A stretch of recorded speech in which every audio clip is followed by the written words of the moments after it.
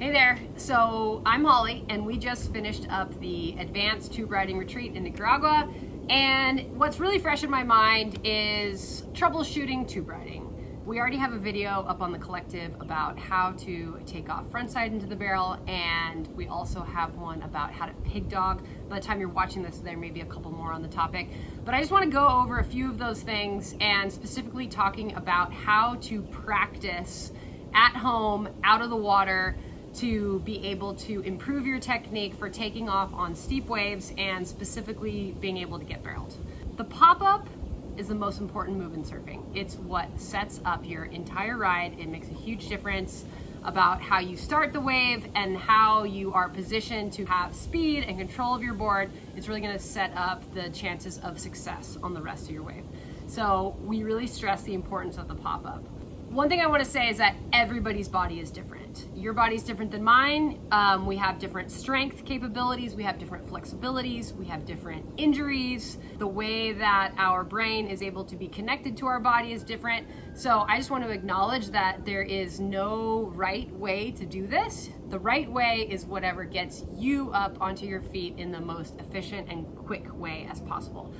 I can talk about the ideal way, and then if your body doesn't do that, we would go from there and find the modification that works for you. All right, so let's talk about the advanced pop-up.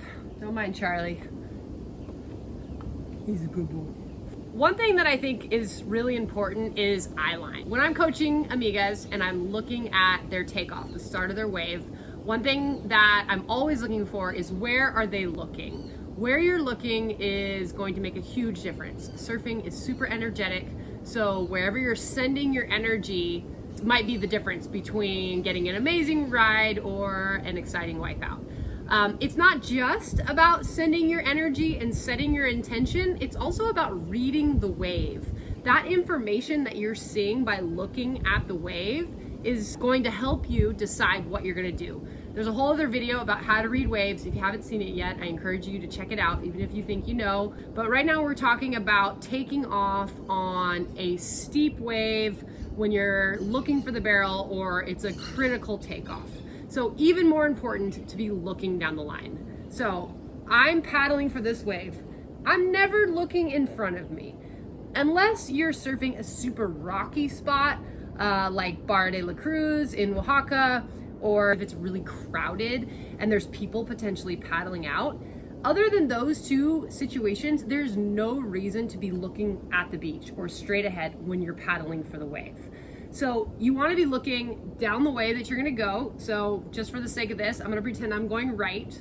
So I want to be looking to the right. Now this is assuming that I've already been sitting out in the lineup. I'm sitting in the lineup, I'm watching the wave come, I see the lump coming, and I'm going, yes, I think this looks like a good wave. I think that I'm gonna have a chance to ride it. There aren't too many surfers right around me. I'm gonna paddle for this wave. So now I've turned around, and now I am paddling in the direction of the beach so that I can catch it, right? So I wanna be looking over my shoulder. Where is it coming?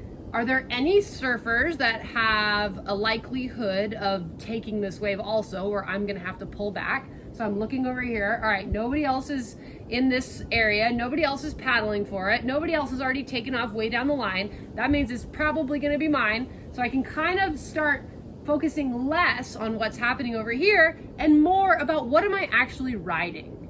I think a lot of times I see people that are so fixated on, is there somebody else on the wave? Am I gonna catch it? That they don't even really pay attention to, do I even want this? Is it even worth riding? So you really want to start looking at the direction you're gonna go. I'm going right. Is this a good wave? Is it worth my time and energy? And then how quickly do I need to get up and going down the line? So when you're looking at the wave and thinking about riding it, the part you want to look at is the top third of the wave, because this is the part that's gonna start breaking, right?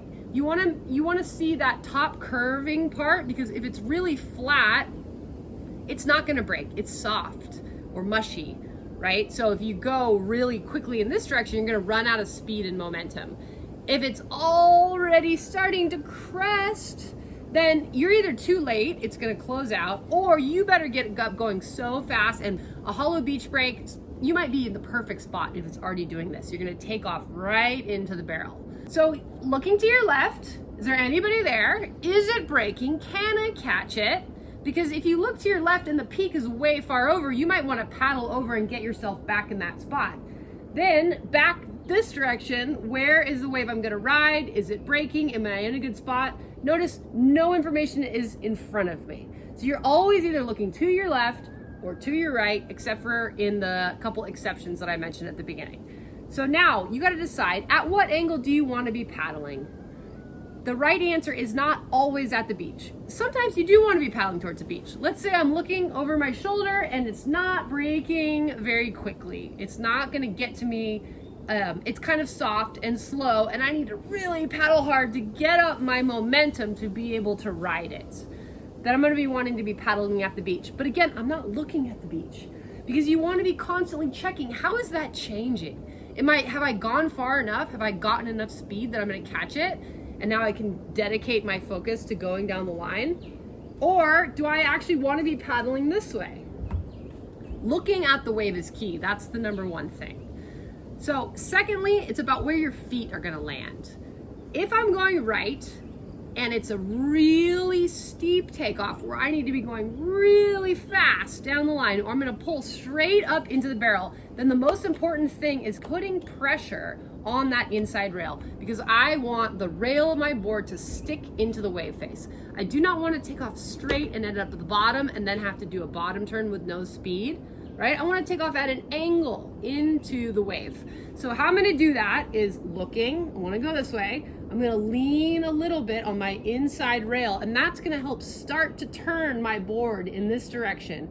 I'm going to keep my head looking that way as I lean just a little bit on my inside rail, and then I'm going to pop up with my feet on that edge, because I want to control that side of the board.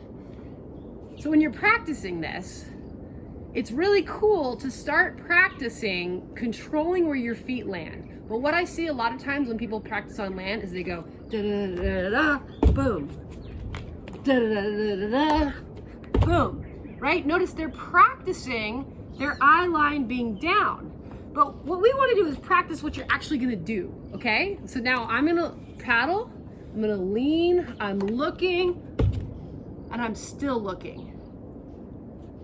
Other things to talk about, it's a pretty contentious topic, whether or not to grab your rails on the board.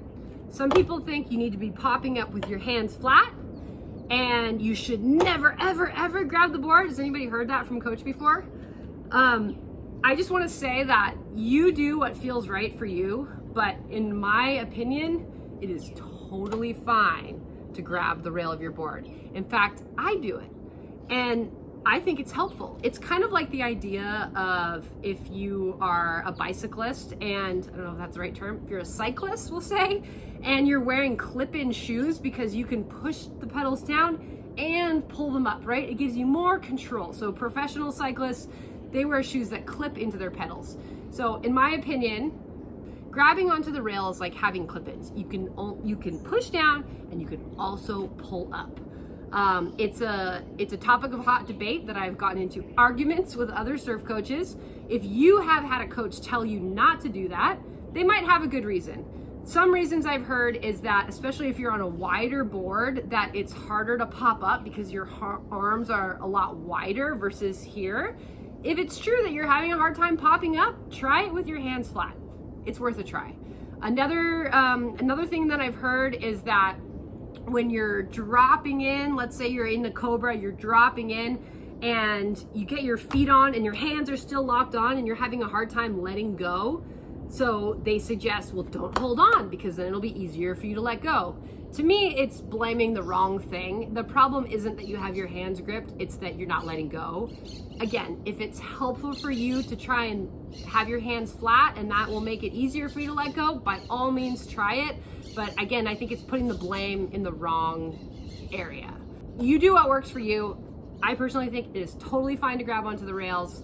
Try it both ways and see what's more helpful. I notice that I do it both ways depending on the situation. So if it's not a critical wave, if I'm just cruising, I just push down on my hands flat. If it is a critical wave, I'm way more likely to grab the rails. So imagine that I'm I'm paddling for the wave, I'm looking over my shoulder, and I'm like, eek, I've paddled too far. This thing's actually gonna break on me. Then I wanna be gripped because the wave's gonna hit me and bounce. I'm gonna go for a wild ride. If I'm holding on, I'm a lot more stable, I'm a lot more secure. Same thing if I am taking off into the barrel.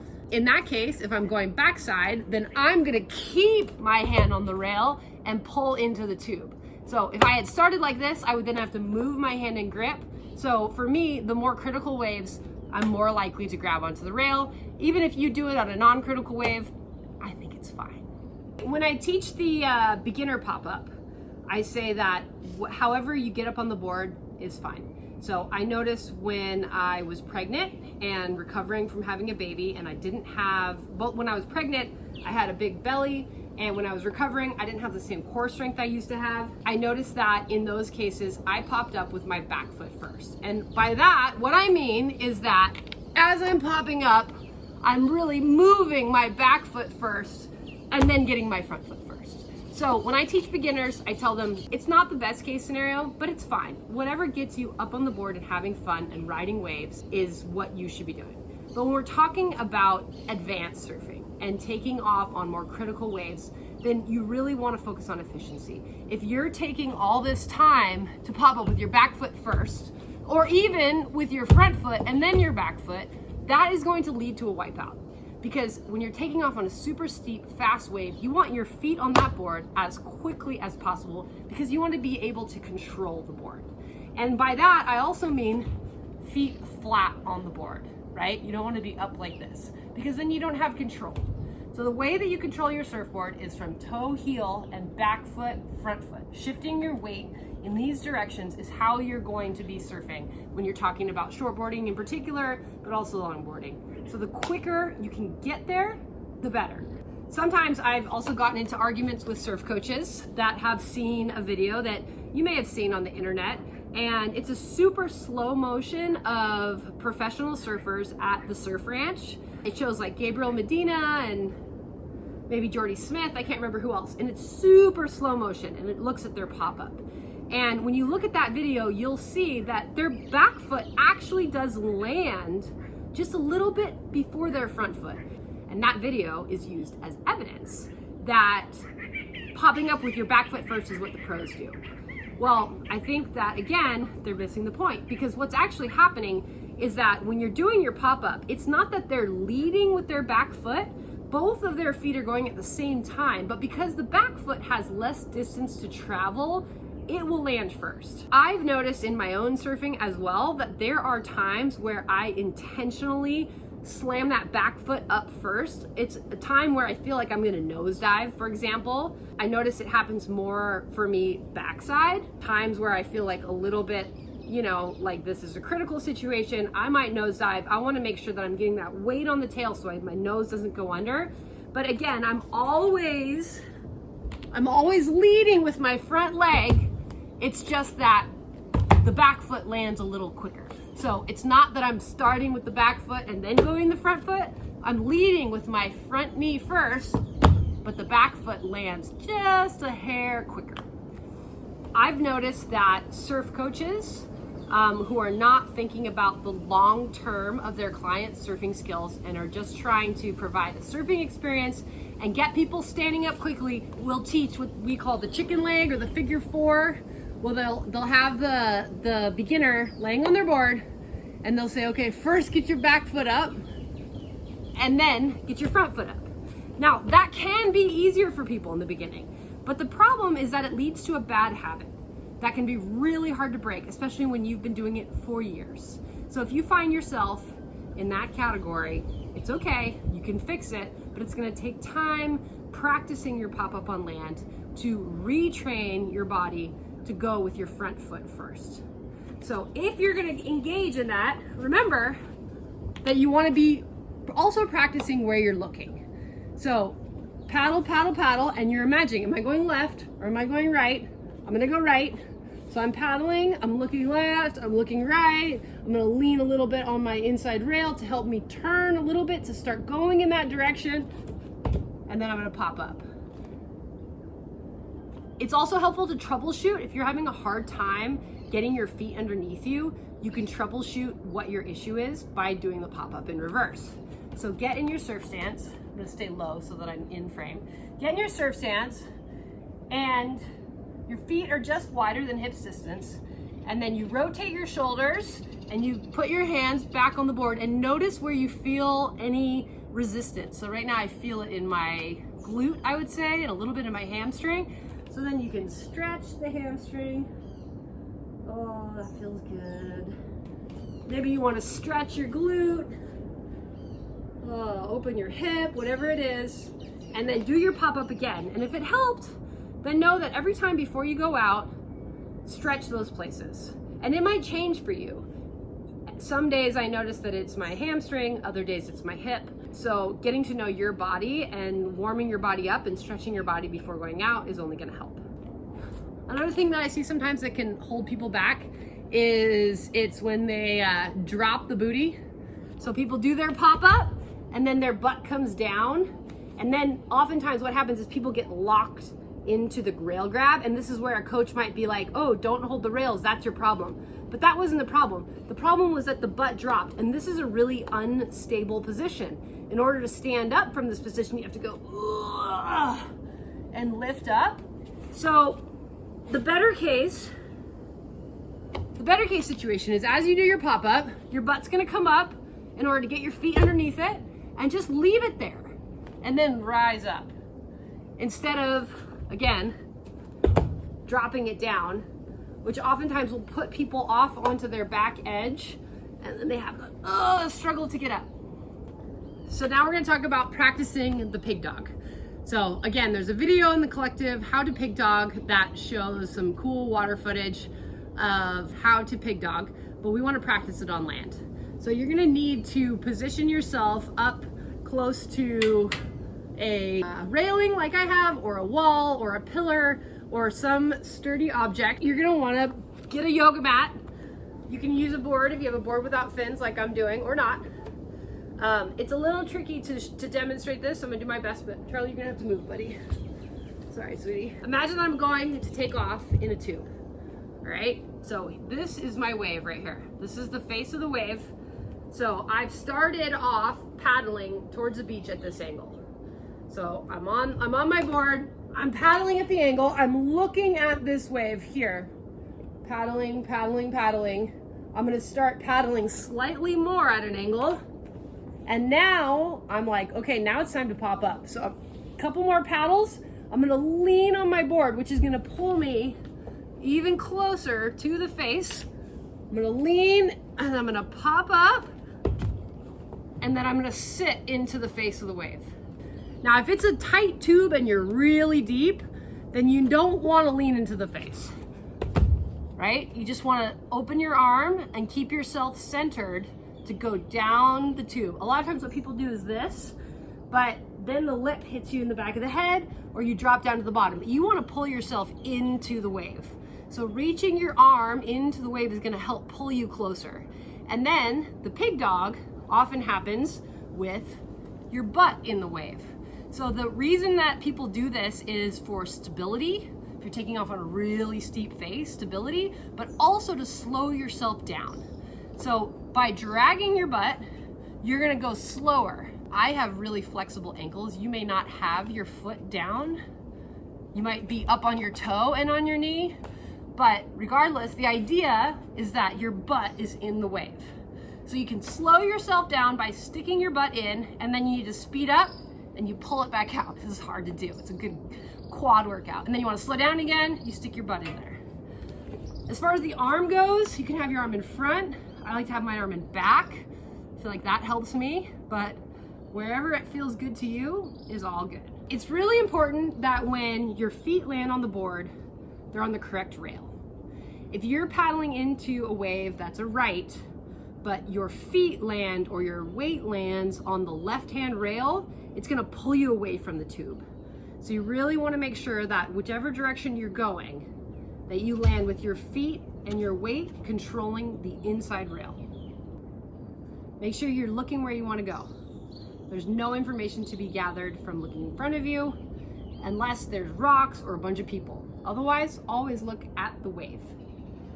Leaning on your rail will help turn your board in the direction that you want to go while you're looking in that direction. When you do your pop-up, you want to have both legs going at the same time, leading with your front leg. Your back foot might land a little sooner. That's okay. That's normal. It doesn't have as much distance to travel. And then you want to make sure that you're holding your weight, your control on that inside rail. If you're talking about backside tube riding and you want to slow down, you can stick your butt into the face of the wave, and that will help you slow down for the barrel. If we're trying to figure out how to better get your feet underneath you, knowing your body, you can do the pop-up in reverse, find your trouble spots, and make sure that you stretch those out. Overall, be gentle on yourself. It takes practice, it takes time. It's not gonna change overnight, but if you are gonna practice your pop-up, make sure you practice with your eyes going in the right direction, and can't wait to hear about how it goes.